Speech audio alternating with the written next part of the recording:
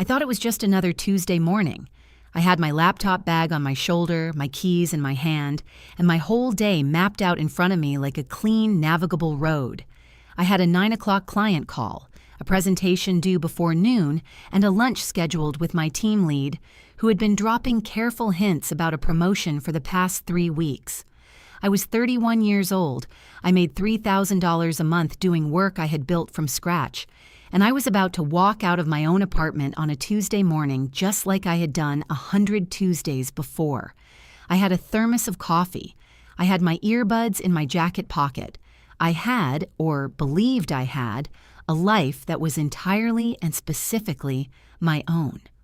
What I did not know, what I could not possibly have known, standing there in the hallway with my keys already in my hand, was that my husband and his mother had been discussing my career, my income, my future, and my obedience, together, in detail, for months, planning the conversation, assigning roles, waiting for the right morning.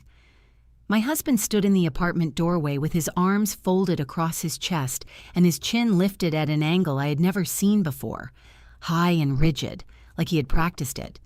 Behind him, seated at my kitchen table with a cup of my coffee in her hands, was his mother. She was watching me with calm, evaluating eyes, the way a person watches a machine they are about to switch off. "Mom doesn't like your job," my husband said, and his voice was completely steady, which was the thing that frightened me most. Not loud, not apologetic, steady. The way you are steady when you have rehearsed something until the nervousness has been worn smooth.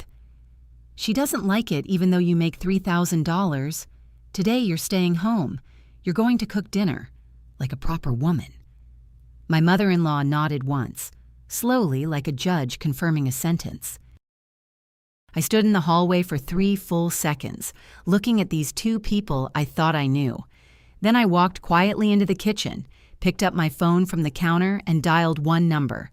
"Dad? Yeah, they're here." Let me tell you about the life I had before that morning. Let me tell you about the apartment and the job and the man I married and his mother, and all the small, ordinary details that I missed, or chose to ignore, which is perhaps the same thing, because none of what happened on that Tuesday came from nowhere. It came from a very specific somewhere, assembled piece by piece over 2 years, and I will tell you exactly how it was built. My name is Claire. I lived in a 2-bedroom apartment on the 4th floor of a building with a good elevator and a view of the park from the kitchen window. I had rented it before I met Daniel, signed the lease myself, furnished it myself over 8 months, buying things gradually and deliberately, the way you do when you have learned to be careful about money because money was never easy. The couch was the first big purchase, a deep charcoal gray sectional I had wanted for a year before I let myself buy it. Then the kitchen table, solid oak, from a place that did custom orders. Then the bookshelves, the rug, the 3 plants in the east-facing window that I watered every Thursday without fail and talked to occasionally, which I am aware sounds ridiculous and which I do not regret. I had made that apartment mine before I ever shared it with anyone, and I want you to understand that because it matters to this story. That apartment was not just a place I lived. It was physical evidence of a life I had made myself. I was a freelance project manager and digital consultant. My clients spanned 3 time zones. I had contracts, invoices, deadlines, and a consistent monthly income of between $2,800 and $3,200, built across 4 years of grinding through low-paying gigs, losing clients, rebuilding, and refusing to stop. By 8:30 every morning, I was at my desk. By 5:30, I was logging the day's hours and planning the next one. I was not a person who floated. I was a person who worked, who built things, who showed up. I met Daniel at a mutual friend's birthday dinner in November, 2 years before that October Tuesday. He was 34, an account manager at a logistics company, steady-looking in a way that felt solid rather than boring. He had a good laugh, the kind that started in his chest and arrived without effort. On our second date, he walked me to my door and said, completely sincerely, I've never met anyone who knows exactly what she wants. It's the most attractive thing I've ever seen." I thought about that sentence for a week. I should have noticed even then that he said it with a note of surprise, as though a woman knowing what she wanted was remarkable. I noticed it. I chose to find it charming instead of concerning.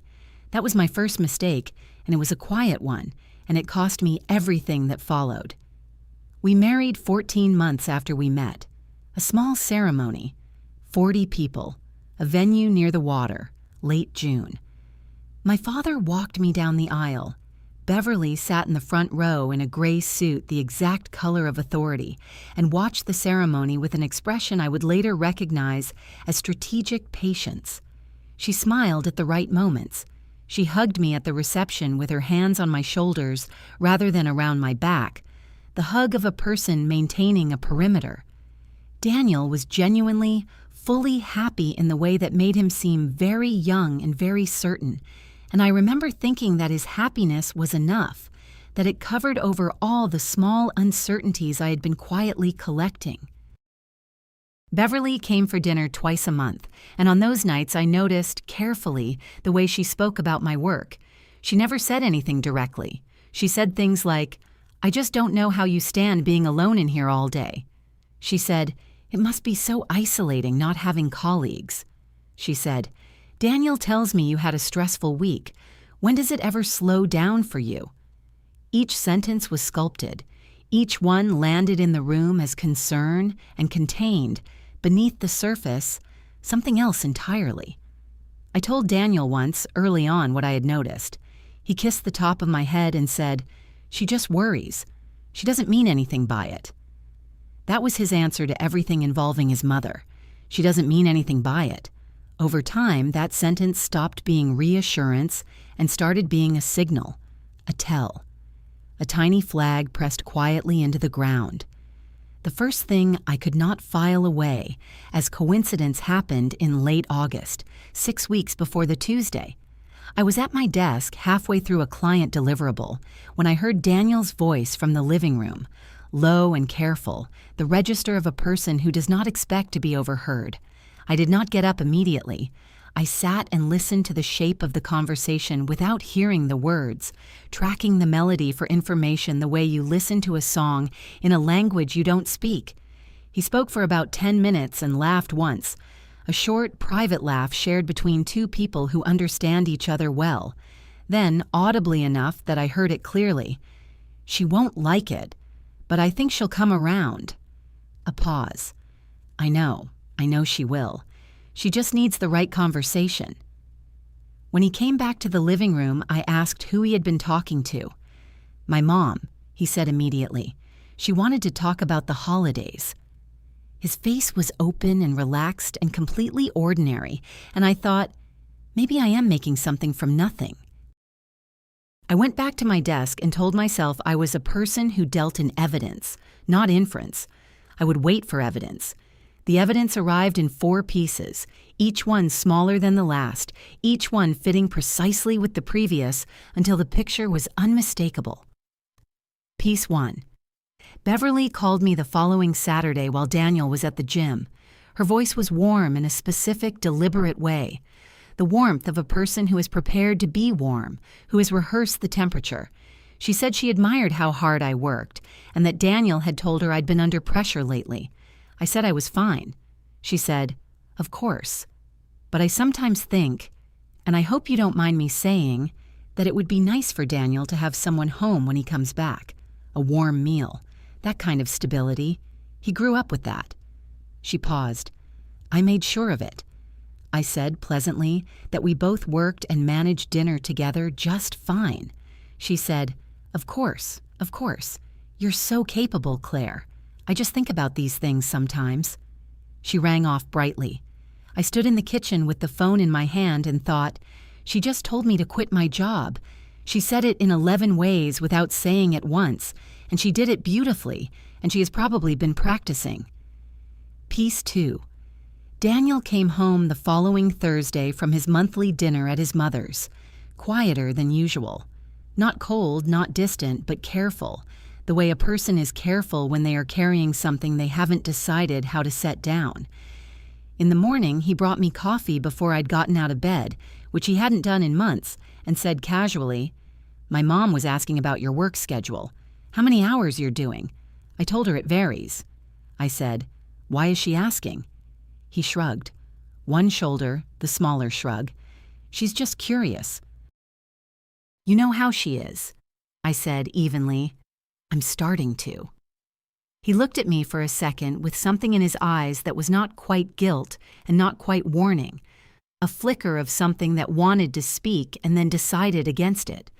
Then he kissed my forehead and left for work, and I sat in bed with my coffee going cold in my hands. Piece 3. I found the notepad. I was in the living room looking for a pen. Daniel's jacket was on the back of the armchair. I checked the inside pocket, which is where he usually kept a spare. What I found instead was a folded page torn from a small notepad, in his handwriting, in a list. 6 items. 3 were practical: lease end date, her income average, monthly, contract flexibility. 1 said, "Mom's points." See Conversation Thursday. 1 said, underlined, kitchen/home base conversation, timing. And the last one, the one I had to read twice because my brain refused to process it on the first pass, said simply, "If she agrees." I stood in the living room with that paper in my hand, and I thought about the phrase "if she agrees" for a very long time. I thought about what she means in that sentence. I thought about what agrees means.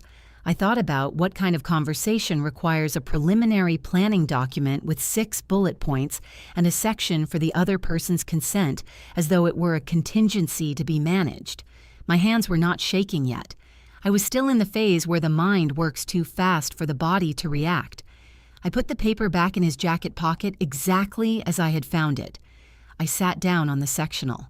I pressed my palms flat on my thighs and held them there, grounding myself against something solid, and I thought about every conversation I had filed away as nothing for the last 3 months. I took them out and rearranged them.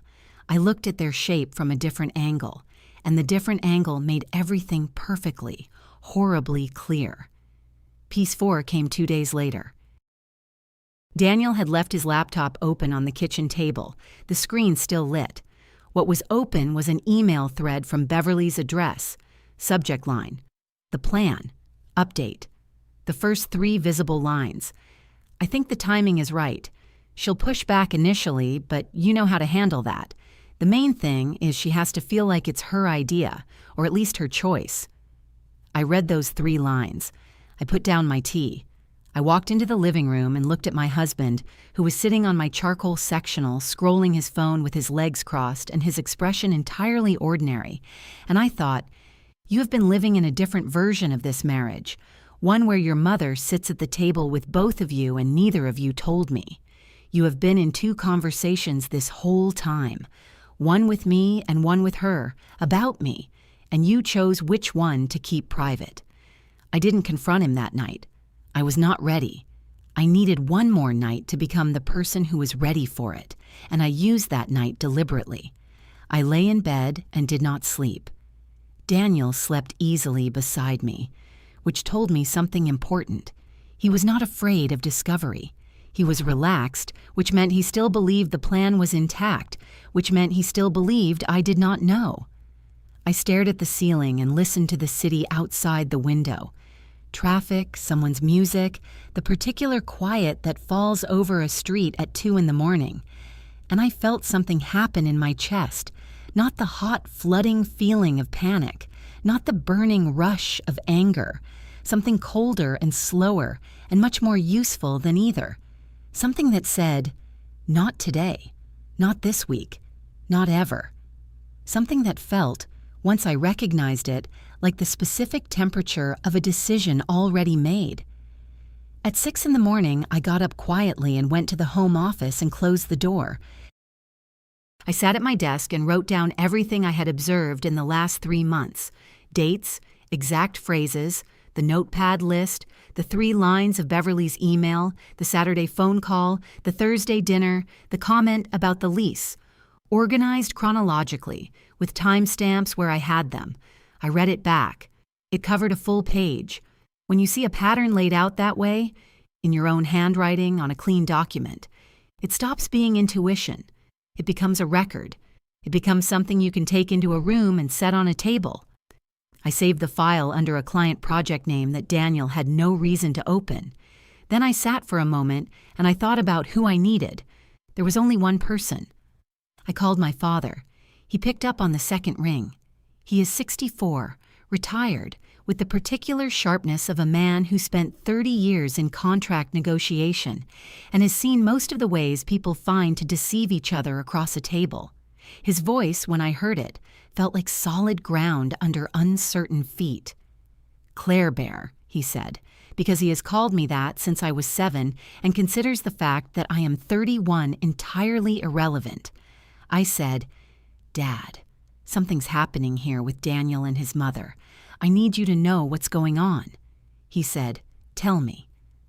I told him everything, from the notepad list to the email, from the Saturday phone call to the phrase, "if she agrees," from the Thursday dinners to the way Daniel's face had moved when I said, "I'm starting to."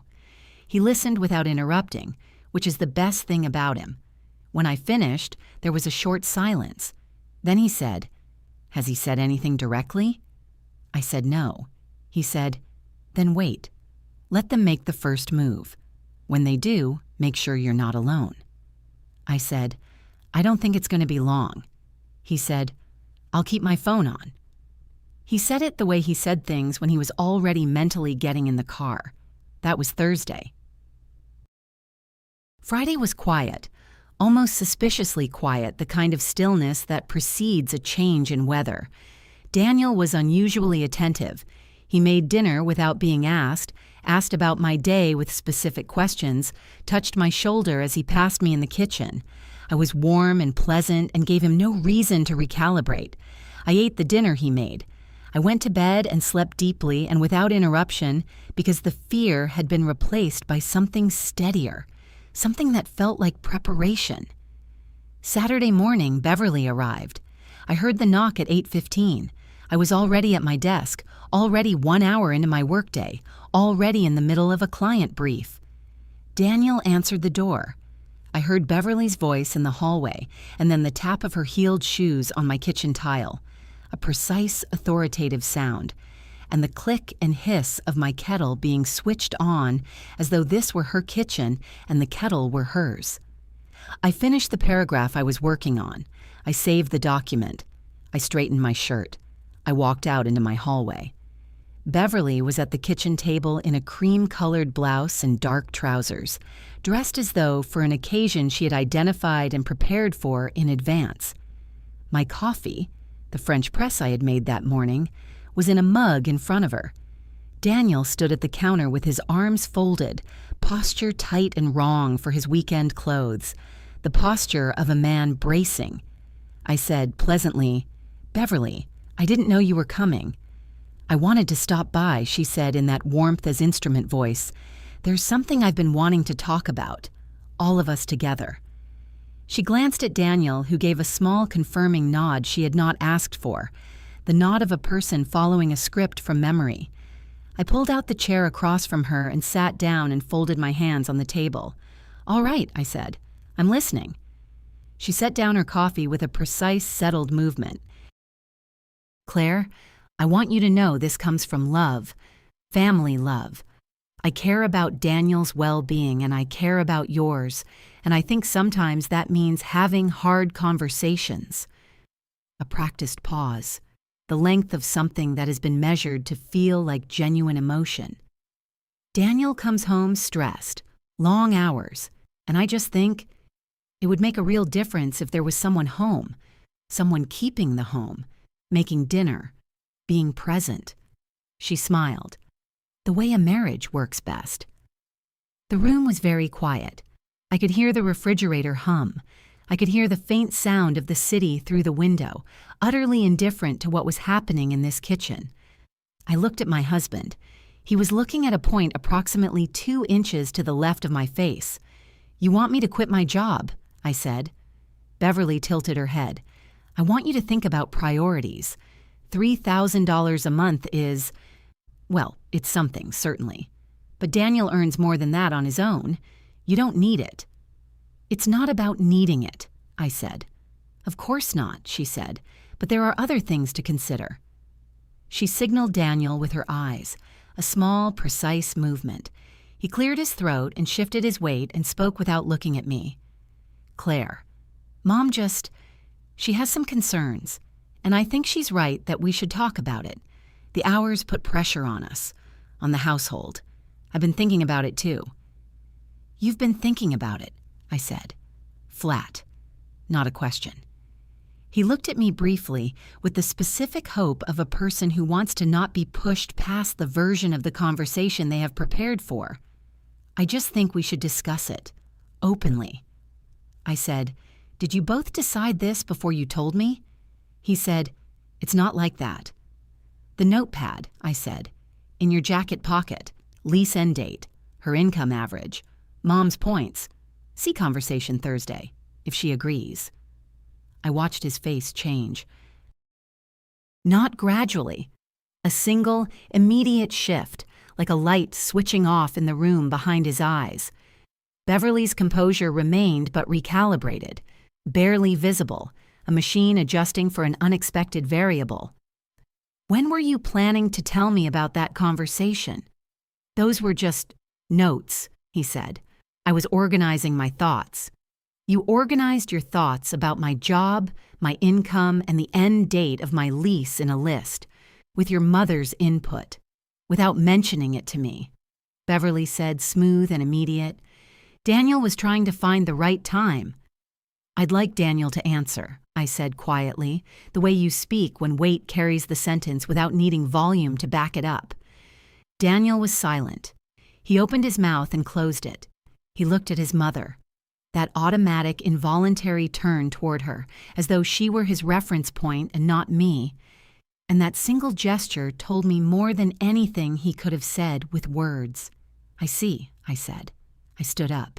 "I'm going to make a call, and then you and I are going to have the rest of this conversation." I walked into the hallway and I called my father and I said, "They're here." He said, "I'll be there in 40 minutes. I made tea slowly. I needed 30 seconds of something uncomplicated before walking back into what was waiting. Behind me in the kitchen, I could hear them talking in low voices, the compressed, urgent texture of two people who think they have a moment to regroup. I let them have it. I already knew it would not matter.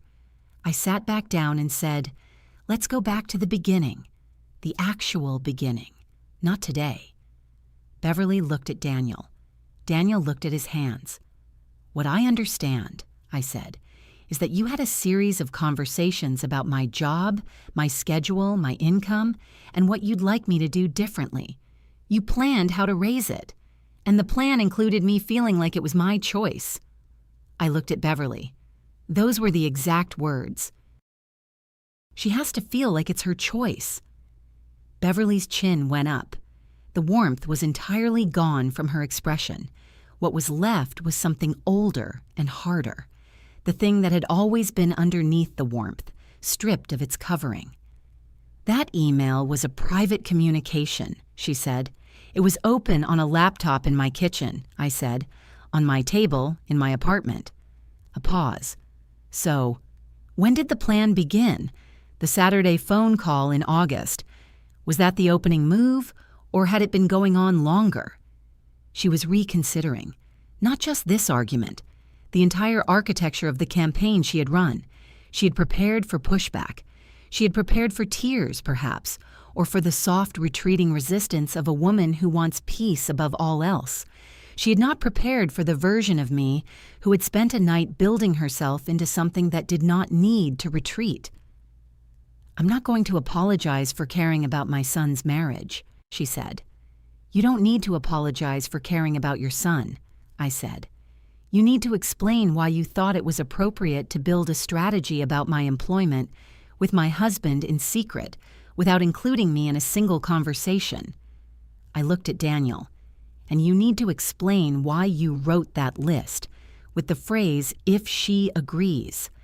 as though my agreement were the final variable in a plan you had already finalized without me. Daniel said very quietly, "Claire, I wasn't trying to—" He stopped. He rubbed the back of his neck. "I was just listening to her. She had concerns, and I didn't want to dismiss them, and I thought if I could find the right way to bring it up."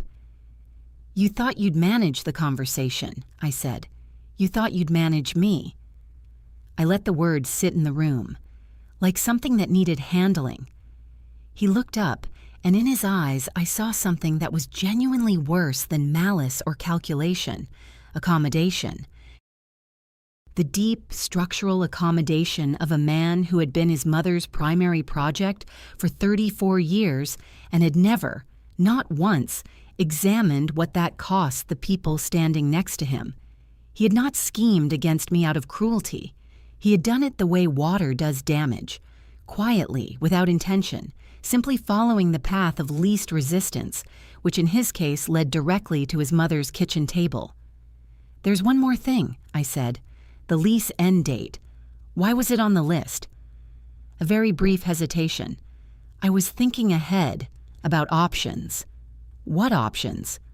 5 full seconds of silence. Then, if things were different, if the work situation changed and the lease was up, Mom has a place, larger. It would make sense, practically, to— "You were planning to move us into your mother's house," I said. "It wasn't a—" "You had a list," I said, "with a lease end date, and your mother's house was the end point." I looked at him steadily. "I want you to understand what you're saying to me right now. You and your mother had a plan. The plan included my career, my income, my lease, and where I would live, and I was not consulted at any point at any stage about any of it." He was very still. "That is not protecting the peace of a marriage.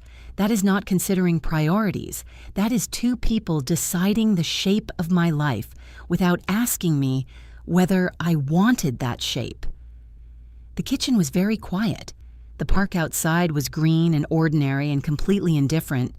I sat in my apartment that I had chosen and signed and furnished and made mine, and I felt the last version of the story I had been telling myself about my marriage come to a clean, irrevocable stop. My father arrived in 38 minutes. He stood in the hallway in his coat, slightly out of breath from taking the stairs, because he never takes the elevator when he is moving with purpose. He looked at me with a single, complete assessment. "You all right?" I said yes. He said, "Good." He came inside. Beverly's reaction to his arrival was immediate and involuntary. A visible reorganization, the precise recalibration of a person who has been in command of a room and suddenly understands that the room has changed hands. My father pulled out a chair between me and Beverly, sat down and looked at her the way a contract negotiator looks at a position that is structurally unsound and has been for some time. "Beverly," he said pleasantly. She said guardedly, "Robert." They had met 3 times before. Today, that distance was entirely useful. "I understand you've been encouraging my daughter to leave her job," he said.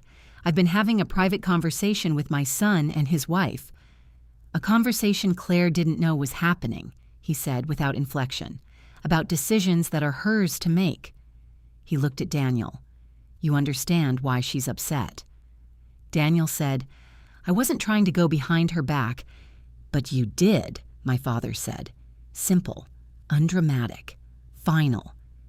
"You had this conversation with your mother about Claire's career. You took notes. You had a strategy for how to present it to her. You did all of that without her." He paused for exactly the right amount of time. That is, by the most basic definition, going behind someone's back. He looked at Beverly again, and I think we both know whose idea it was to do it that way. Beverly's face held its composure. She said, "Robert, I love my son, and I want good things for his marriage." "Then you know where to start," my father said. Silence. Beverly looked at me. I looked back at her without expression, without anger, without the things she had likely prepared for. I was past all of those. I was in the cold, clear space on the other side of emotion, where everything is sharp and uncluttered, and there is no performance necessary because the facts are sufficient on their own. She held my eyes for a long moment. Then she looked down at the table, and that was the first time I had ever seen Beverly look down. "I am going to be very clear," I said. "I have never asked for your approval of my career, my income, my schedule, or my home. I have not been given any reason to think I needed it. I understand you have opinions about what a wife should be. Those opinions are sincerely held. I have nothing to say about them except that they do not apply to me, and they will not begin to apply to me because you have decided they should. If you want a relationship with me going forward, with both of us, this is where that conversation ends permanently." Beverly said, I know what you were doing," I said, "and you know that I know, so let's not rehearse it again." Something behind her composed exterior settled, the sense of a large structure accepting a new configuration. She did not argue. She picked up her bag from the counter, straightened her blouse with 2 precise movements, and said with enormous controlled dignity, "I'll see myself out." She looked at Daniel. He did not raise his head. She said his name once, a single syllable, an old test, the one she had been using since he was a child. He did not look up. She left. The door closed behind her, and the apartment went immediately, deeply quiet. The quiet of a room after something has been removed from it that was taking up more space than anyone had acknowledged. My father stood, put his hand briefly on my shoulder, one solid, informative pressure, and said to Daniel, not unkindly, "You should think somewhere else tonight. Give her the room." Daniel looked at him, then at me. I gave him nothing to read. He got up, took his jacket, and left, and I sat in my kitchen with my father and the morning, which had been turned entirely inside out since 8:15 and would need to be learned again from the beginning. "Are you all right?" my father said. "Not yet," I said, "but I'm going to be." He sat with me for another hour. He did not give advice. He drank my coffee and looked at the park through the window and said once, "You know what you're doing?" I said, "I'm figuring it out." He said, "Same thing." That was enough. That was exactly enough. The weeks that followed were not clean or simple. Daniel called the next morning. I did not answer. He texted, "I need to apologize properly, not over the phone. Can I come home?" I sat with the word home for a while. Who it referred to, what it assumed, what it would mean to let it stand. I said, "Come at 7. He came, and I let him talk without interrupting. He said clearly and without deflection that he had let his mother into a space that belonged to us, that he had prioritized her vision of our life over my participation in deciding what that life would be, that the notepad and the email and the standing in the doorway on a Tuesday morning were all expressions of the same failure. He had treated my consent as a complication to engineer around rather than a foundation to build on. That was exact, and it was true, and I gave him credit for it. Real credit, not the performance of credit. But I could also see that he had done it without malice or cruelty, which sounds as though it should be comforting and is, in some ways, the harder thing to absorb. He had not schemed against me out of resentment. He had schemed against me out of the deep, structural habit of being his mother's primary project, of treating her approval as a prerequisite he had never once noticed he was seeking. He was not a bad person who had done a bad thing. He was a person with a blind spot the exact shape of his mother, and the blind spot had cost us both something real and irreversible. I told him I needed time. I told him that rebuilding, if we were going to rebuild, would require him to disappoint his mother, consistently, over an extended period, and that I needed to see evidence of that before I could trust the ground beneath us again. He agreed. Whether those agreements would hold when Beverly tested them, and she would test them, was something I would find out over time. You can't know in advance. The knowledge only comes from watching what someone does when it costs them something, 3 separate tests came in the following months, twice by phone. Once a Sunday call about the holidays, once a Tuesday evening call that went on for 40 minutes and ended with Daniel saying, quietly but clearly, "Mom, I've told you, that's not a conversation I'm going to have." Once in person, Beverly arriving at the apartment on a Wednesday afternoon without calling ahead, with a casserole dish and a smile and that warmth as instrument voice already switched on. Daniel opened the door, received the casserole, said, "I'll let Claire know you stopped by," and did not invite her in. She stood in the hallway for a moment with her expression doing something complicated. Then she left. Daniel told me about it that evening without me asking. He did not look to me for approval when he told it. He told it like a fact, which is what it was. That is what I had needed to see. Not the gestures, not the apologies. The facts, repeated over time when they cost him something. Beverly and I had one conversation in November at a cafe near her house on a weekday afternoon. Not warm, not comfortable. Honest in the contained, careful way of two people who do not trust each other fully and are not going to pretend otherwise. We spoke for an hour and 20 minutes. We said the things that needed saying, clearly without euphemism, without the cushioning of false warmth. She asked about my work, not with the August phone call register, not with the question as comment technique. She asked plainly, the way you ask about something when you have decided to make a genuine effort to understand it. I told her plainly, matching the register. She said, "You're very good at what you do, clearly." It was not a compliment assembled from a plan. It was just a sentence, spoken without strategy. I accepted it in the same spirit. We parted at the door of the cafe with a handshake. Not a hug, a handshake. Two people who respect each other's perimeters. I drove home and thought that was, all things considered, exactly the right amount of warmth for where we were. 3 months after the Tuesday, my lease renewal came. I signed it myself. My name, my handwriting, my apartment. I put the signed copy in the desk drawer with the contracts and the bank statements and, still, the small card Daniel had written me the month I hit $3,000 a month because I had not thrown it away, and I think the fact that I kept it means something about me that I have not entirely finished understanding yet. I am at my desk on an ordinary February morning. The park is visible through the kitchen window. Bare branch trees in the gray-white light of winter that I have always found clarifying rather than depressing. My coffee is in the mug with the small chip in the rim that has been there since I was packing to move in 3 years ago, and which I have never replaced because I have always found the imperfection informative rather than bothersome. My client folders are open, my calendar is clean and organized, my name is on the lease. The plants in the east window are on their 3rd year and thriving because I water them every Thursday without fail and occasionally, when no one is listening, say something encouraging to them, which I still do not regret. The morning is mine in the way that mornings are yours, when you have refused to let them be taken from you. Not dramatic about it, not triumphant. Just mine.